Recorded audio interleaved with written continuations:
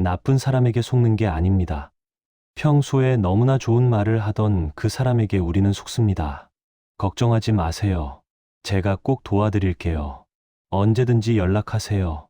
그 말이 얼마나 따뜻했는지 우리는 오래 기억합니다. 그런데 막상 그 사람이 필요한 순간 전화기는 조용했습니다. 이 경험 한 번쯤 있지 않으셨나요? 오늘은 쇼펜하우어의 이야기를 해드리려 합니다. 19세기 독일의 철학자 쇼펜하우어는 사람을 매우 냉정하게 바라본 인물입니다. 그를 비관적이라고 말하는 사람도 있습니다. 하지만 그의 말을 가만히 들여다보면 비관이 아닙니다. 현실입니다. 쇼펜하우어는 이렇게 보았습니다. 사람의 본성은 말이 아니라 행동에서 드러난다고. 말은 누구나 할 수 있습니다. 그러나 행동은 그 사람의 진짜 마음이 결정합니다. 이 구분이 왜 중요한지 오늘 천천히 함께 살펴보겠습니다. 첫 번째, 말은 의지를 드러내지 않습니다. 쇼펜하우어는 인간을 움직이는 것이 이성이 아니라 의지라고 보았습니다. 의지라는 것은 그 사람이 진짜 원하는 것입니다. 먹고 싶은 것, 편하고 싶은 것, 이득이 되는 것. 그 깊은 욕망이 사람을 움직인다고 쇼펜하우어는 말했습니다. 그런데 말은 의지를 가리기 위해 사용되기도 합니다. 혹시 이런 분이 계시지 않으셨나요? 평소에 매우 다정하게 대해주는 사람, 만날 때마다 밥 한 번 먹자고 하는 사람, 형님 덕분에 제가 삽니다 라고 말하는 사람. 그런데 막상 부탁 하나를 드렸을 때 그 사람은 이런저런 이유를 댑니다. 요즘 제가 너무 바빠서요. 그게 좀 어렵겠는데요. 다음에 꼭 해드릴게요. 다음이 오는 경우는 드뭅니다. 그 말들이 나쁜 말이었던 것은 아닙니다.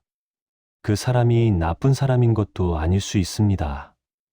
다만 그 사람의 의지가 나를 돕는 방향을 가리키고 있지 않았던 것입니다. 쇼펜하우어는 이렇게 말했습니다. 사람의 행동을 보면 그 사람의 진짜 의지를 알 수 있다고. 말로는 무엇이든 꾸밀 수 있습니다. 하지만 행동은 의지에서 나옵니다. 의지가 없는 곳에서 행동은 나오지 않습니다. 이것이 첫 번째입니다. 우리가 상처받는 이유 중 하나는 그 사람의 말을 그 사람의 의지라고 믿었기 때문입니다. 그러나 말과 의지는 다를 수 있습니다. 이 차이를 일찍 아는 사람일수록 덜 실망하고 더 단단하게 살아갑니다. 두 번째, 기대는 말에서 자라고 실망은 행동에서 옵니다. 쇼펜하우어는 고통의 원인이 외부에 있지 않다고 보았습니다. 고통은 기대에서 온다고 했습니다. 기대가 클수록 실망도 크다고. 그런데 우리의 기대는 어디서 자랄까요? 대부분 말에서 자랍니다. 내가 너를 얼마나 아끼는지 알지? 나는 내 편이야. 무슨 일 있으면 나한테 말해. 이런 말을 들으면 마음이 따뜻해집니다. 그 말을 믿고 싶어집니다. 그리고 그 말 위에 기대를 쌓습니다. 그런데 행동이 그 말을 따라오지 않을 때 우리는 무너집니다. 배신당했다는 감정이 드는 것도 이때입니다. 하지만 쇼펜하우어는 냉정하게 묻습니다. 애초에 그 말이 행동을 보장한 적이 있었냐고. 이웃에 오래 사신 어른 중에 이런 분이 계실 수 있습니다. 몇십 년을 가깝게 지낸 친구가 있었는데 그 친구는 늘 입버릇처럼 말했습니다. 우리 사이에 무슨 말이 필요해. 그런데 정작 어려운 일이 생겼을 때 그 친구는 슬며시 물러났습니다. 전화를 받지 않은 것도 아닙니다. 문자를 씹은 것도 아닙니다. 그냥 조금씩 거리가 생겼습니다. 그리고 어느 날 보면 예전과 같은 자리에 있지 않았습니다.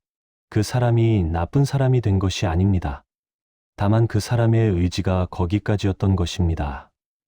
쇼펜하우어는 이렇게 보았습니다. 인간은 자기 이익과 편안함을 중심으로 움직이는 존재라고. 이것이 나쁜 것이 아닙니다. 본성입니다. 그 본성을 이해하면 기대를 조금 내려놓을 수 있습니다. 기대를 내려놓는다는 것은 냉담해지는 것이 아닙니다. 현실 위에 관계를 세우는 것입니다. 말이 아니라 행동 위에 믿음을 놓는 것입니다. 그것이 훨씬 단단한 관계를 만듭니다. 세 번째, 행동이 반복될 때 비로소 사람이 보입니다. 쇼펜하우어는 한 번의 행동으로 사람을 판단하지 말라고 했습니다. 한 번은 상황이 만든 것일 수 있기 때문입니다. 그러나 행동이 반복되면 그것은 그 사람의 본성입니다. 이것이 매우 중요한 기준입니다. 누군가가 한 번 약속을 어겼을 때 우리는 쉽게 이해합니다. 그럴 수도 있지. 사정이 있었겠지. 그런데 두 번, 세 번 같은 일이 반복될 때 우리는 어떻게 합니까? 여전히 이번엔 다르겠지라고 생각하지는 않으셨나요? 쇼펜하우어는 이렇게 말했습니다. 사람의 성격은 바뀌지 않는다고. 환경이 바뀌어도, 나이가 들어도, 상황이 달라져도 그 사람의 근본적인 성향은 유지된다고. 이것은 차갑게 들릴 수 있습니다. 하지만 이 말을 다르게 들으면 오히려 위로가 됩니다. 그 사람이 나를 무시해서 그런 것이 아닐 수 있습니다. 그 사람이 원래 그런 방식으로 사는 사람인 것입니다. 나를 특별히 대하지 않은 것이 아니라 누구에게나 그런 것입니다. 이것을 알면 덜 상처받습니다. 내가 부족해서가 아니라는 것을 알게 되기 때문입니다. 특히 자식 문제에서 우리는 이 말과 행동의 괴리 때문에 가장 큰 상처를 입습니다. 명절이나 생신 때 자녀가 하는 말들을 떠올려 보십시오. 엄마, 다음엔 꼭 같이 여행 가요. 아빠, 제가 조만간 맛있는 거 사드릴게요. 그 말을 들을 때 우리 마음은 잠시 설렙니다. 아, 그래도 자식이 나를 생각하는구나 하고 기대를 품게 되죠. 하지만 쇼펜하우어는 냉정하게 말합니다. 그 말은 그저 그 순간의 예의이거나 죄책감을 덜기 위한 도구일 수 있다고 말입니다. 자식의 진짜 의지는 그 화려한 약속이 아니라 평소에 나를 대하는 반복적인 태도에 들어 있습니다. 한 어머니의 사례를 들어보겠습니다. 아들은 늘 전화로 어머니, 제가 바빠서 못 가보는데 마음은 늘 어머니 곁에 있는 거 아시죠? 라고 말합니다. 어머니는 그 마음이라는 말을 믿고 아들을 기다립니다.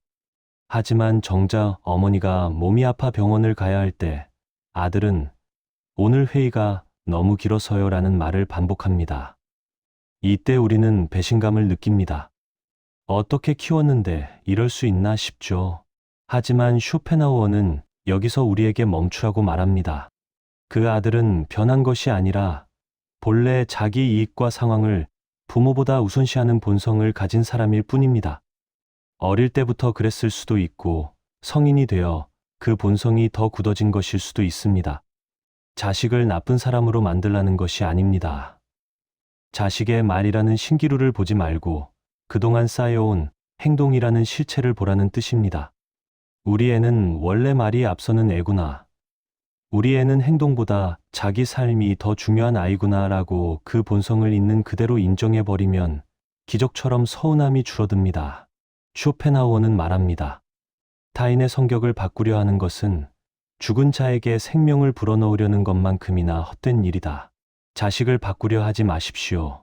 그가 보여준 수많은 행동을 데이터로 삼아 딱 그만큼만 기대하십시오. 그것이 부모인 당신의 남은 인생을 지옥이 아닌 천국으로 만드는 유일한 방법입니다. 여기서 잠깐 멈추어 봅니다. 혹시 요즘 이런 생각을 하신 적 있으셨나요? 그 사람이 변한 것 같다. 예전 같지 않다. 왜 나한테 이렇게 할까? 이 생각이 드는 순간이 있다면 쇼펜하우어는 조용히 다른 질문을 던질 것입니다. 그 사람이 변한 것인지, 내 기대가 변한 것인지 먼저 살펴보라고. 우리는 관계가 깊어질수록 기대도 깊어집니다. 처음에는 그냥 좋은 사람이면 된다고 생각했습니다. 그런데 시간이 지나면 이 정도는 당연히 해줘야 하지 않나가 됩니다. 그 기대가 언제부터 생겼는지 우리는 잘 모릅니다. 그냥 쌓인 것입니다.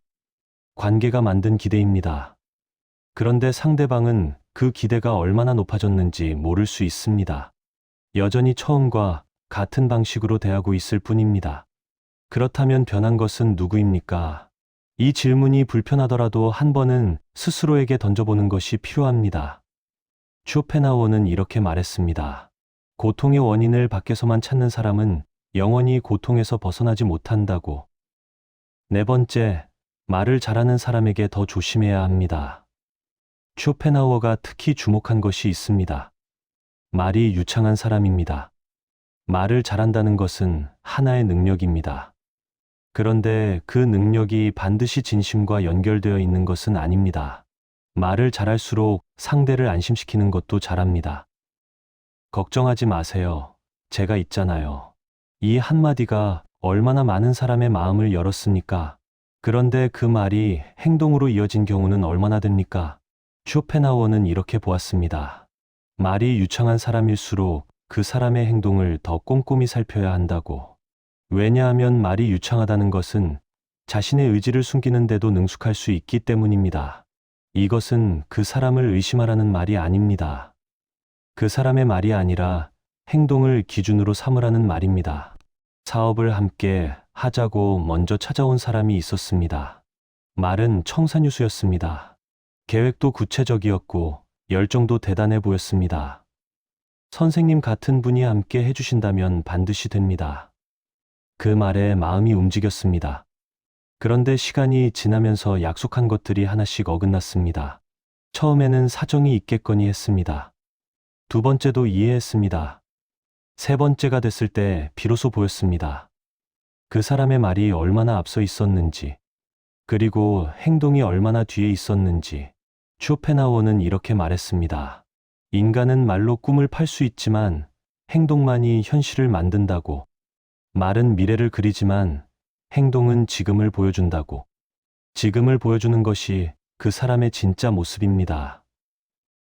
다섯 번째, 침묵과 행동이 일치하는 사람을 곁에 두어야 합니다. 쇼펜하우어는 말이 적은 사람에 주목했습니다. 말이 적다고 해서 관심이 없는 것이 아닙니다. 말보다 행동이 앞서는 사람일 수 있습니다. 생각해보면 우리 삶에 그런 사람이 한 명쯤은 있습니다.